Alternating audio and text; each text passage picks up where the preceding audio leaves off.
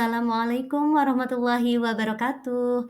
Kembali lagi bersama saya Ernawati dari SMA Negeri 1 Pusaka Negara. Saya adalah calon guru penggerak angkatan 8 Kabupaten Subang. Pada kesempatan kali ini, saya di bawah bimbingan Ibu Yuzelma STMSI selaku fasilitator dan Bapak Fajra Adabarita SPDGR selaku pengajar praktik akan memaparkan tugas 1.3.A.8 koneksi antar materi modul 1.3. Pada tahap ini, saya diminta untuk merefleksikan dan mengaitkan pemahaman antar modul yang telah dipelajari hingga saat ini dengan merespon pertanyaan apa yang Bapak atau Ibu pahami mengenai kaitan peran pendidik dalam mewujudkan filosofi pendidikan Ki Hajar Dewantara dan profil pelajar Pancasila pada murid-murid dengan paradigma inquiry apresiatif di sekolah Bapak dan Ibu? Saya akan coba mengaitkan antara modul 1.1, 1.2, dan modul 1.3. Di modul 1.1 ada filosofi Ki Hajar Dewantara, lalu di modul 1.2 ada nilai dan peran guru penggerak, dan di modul 1.3 ada visi guru penggerak. Di modul 1.1, Bapak dan Ibu kita sudah belajar bagaimana seorang Ki Hajar Dewantara memberikan gambaran paradigma yang begitu luar biasa kepada kita dalam membersamai peserta didik. Beliau mengarahkan kita bagaimana bersamai peserta didik itu supaya memberikan kenyamanan, kebahagiaan. Yang pertama, pendidikan itu harusnya menuntun, bukan menuntut. Kita tidak lagi menuntut peserta didik ini harus menjadi A, harus menjadi B, harus menjadi C. Tapi kita menuntun sesuai dengan potensi yang mereka miliki, sesuai dengan bakat yang mereka punya. Kemudian pendidikan itu harus menumbuhkan karakter budi pekerti yang baik. Sehingga nanti pada akhirnya goals-nya peserta didik kita memiliki karakter atau budi pekerti yang baik. Yang ketiga, pendidikan itu harus sesuai dengan kodrat alam dan kodrat zaman.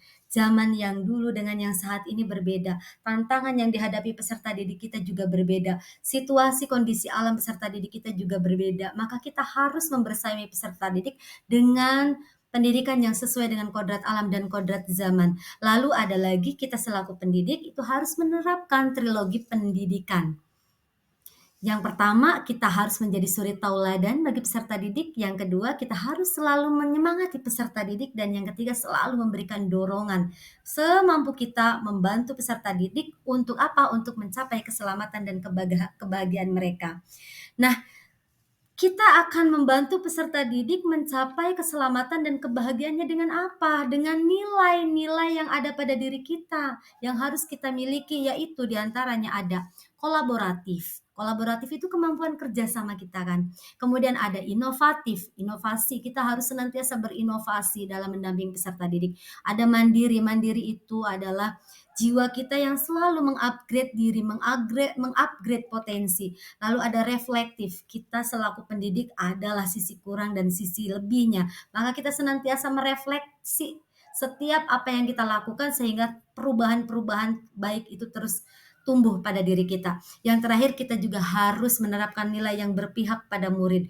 Yang kita terapkan pembelajaran yang kita terapkan terhadap peserta didik harus berpihak pada murid. Murid nyaman, murid happy, murid merasa terspesialkan oleh apa yang kita lakukan. Mudah-mudahan dengan nilai-nilai ini yang kita pertebal terus-menerus, maka nanti kita bisa menjalankan peran kita selaku guru penggerak. Yang pertama bisa menjadi pemimpin pembelajaran. Yang kedua bisa menggerakkan komunitas praktisi. Yang ketiga menjadi coach bagi guru lain. Yang keempat mendorong kolaborasi antar guru. Dan yang kelima mewujudkan kepemimpinan murid. Bapak dan Ibu, untuk mencapai tujuan kita membersamai peserta didik, mencapai keselamatan dan kebahagiaan, peran ini harus kita lakukan. Karena apa? Kalau peran ini tidak kita lakukan, bagaimana? Prosesnya tidak bisa kita jalankan dengan baik. Nah, untuk mencapai muara kita, yaitu membantu peserta didik mencapai keselamatan dan kebahagiaan, kita harus melakukan langkah apa yang harus kita lakukan. Sebelumnya sebelum menentukan langkah, kita harus memimpikan dulu deh, membayangkan seperti apa peserta didik yang ingin kita harapkan di masa depan. Coba kita bayangkan 5 tahun, 10 tahun ke depan, kita mendambakan peserta didik yang seperti apa. Nah, dari imajinasi kita tuangkan menjadi sebuah visi. Tapi jangan lupa visi juga harus sesuai dengan peran penting dari profil pelajar Pancasila karena ini sangat luar biasa. Yang pertama ada beriman dan bertakwa kepada Tuhan Yang Maha Esa, kemudian ada mandiri, ada bernalar kritis, ada kreatif, ada gotong royong, dan ada berkebinekaan global. Visi yang kita canangkan atau impian kita terhadap peserta didik kita, yuk kita coba arahkan, kita padukan dengan semangat profil pelajar Pancasila. Maka di sini saya mengambil sebuah visi, mencetak peserta didik yang berkarakter religius, mandiri, inovatif, dan berjiwa gotong royong dalam lingkungan yang berfilosofi Ki Hajar Dewantara. Nah, dari visi ini kita mau apa? Supaya nanti benar-benar peserta didik kita itu mencapai keselamatan, mencapai kebahagiaan. Kita harus melakukan prakarsa perubahan. Prakarsa perubahan ada sebuah model prakarsa perubahan yaitu inquiry apresiatif. Bagja, yaitu model yang mengidentifikasi hal baik yang telah ada di sekolah dan menggunakannya untuk mewujudkan perubahan ke arah yang lebih baik. Jadi kita gali apa-apa aja yang sudah ada di sekolah yang mendukung, kita manfaatkan, kita lakukan untuk mengarahkan kepada kebaikan. Nah, di sini bisa diidentifikasi melalui LK Atap. Dari LK Atap kita tuliskan dulu visi kita apa, lalu kemudian kita analisis aset apa yang kita punya. Nah, di sini saya memiliki aset bahwa peserta didik saya itu hampir seluruhnya sudah memiliki gadget, ya enggak? Sudah memiliki handphone. Tapi pemanfaatannya ini belum terlalu maksimal ke arah kebaikan. Maka ini menjadi tantangan saya. Gimana caranya bahwa aset yang dimiliki pada peserta didik ini kita kembangkan menjadi sesuatu inovasi, menghasilkan karya yang baik. Nah, kemudian kita terapkan ke dalam sebuah aksi dan kita ambil pelajarannya pasti ada. Nah, dari LK Atap itu kita kemudian dapat rumusan kalimat prakarsa perubahan. Prakarsa perubahan apa yang saya peroleh? Di sini saya membuat konten inovatif dengan memanfaatkan teknologi dan pembelajaran berbasis masalah dengan mahir. Jadi, saya akan mengarahkan peserta didik saya memanfaatkan gadget mereka dalam pembelajaran yang saya desain berbasis problem based learning ya, membuat konten-konten inovatif supaya apa nantinya? Supaya peserta didik nantinya setelah lulus mereka ini akan menjadi agen-agen yang inovatif, memanfaatkan lingkungan-lingkungan yang ada di sekitar untuk menjadi sesuatu yang baik, yang mungkin menambah kepada income mereka, mungkin menjadi alat untuk mereka bertahan hidup.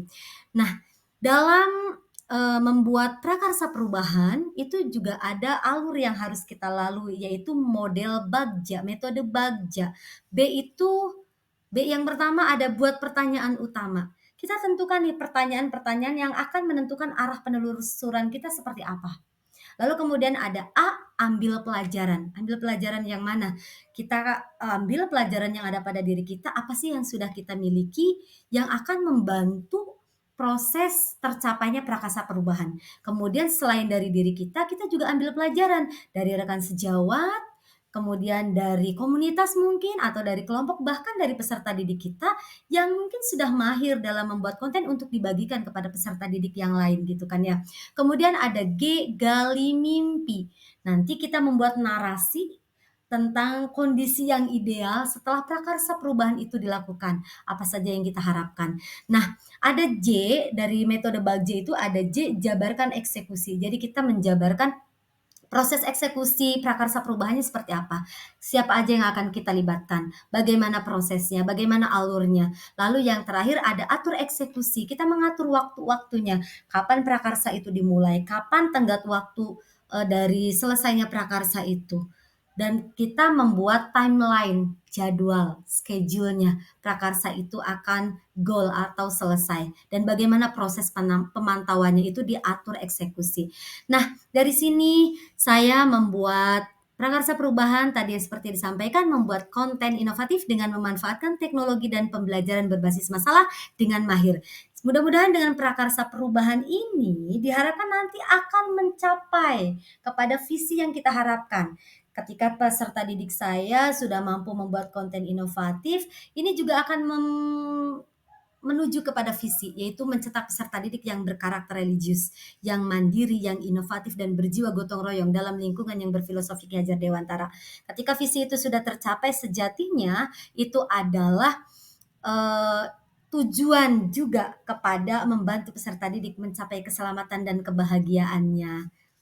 Itu adalah koneksi antar materi yang saya pelajari dari modul 1.1 Filosofi Ki Hajar Dewantara, bagaimana kita mendampingi peserta didik, kemudian bagaimana kita mencapai tujuan untuk yang kita harapkan melalui modul 1.2, kita kembangkan nilai dan peran guru penggerak, kita asah kembali, dan kemudian di modul 1.3 kita tentukan langkah, kita tentukan sebuah kata-kata visi yang luar biasa yang kemudian kita jadikan acuan melalui prakarsa perubahan untuk mencapai tujuan kita, yaitu membantu peserta didik yang mencapai keselamatan dan kebahagiaannya.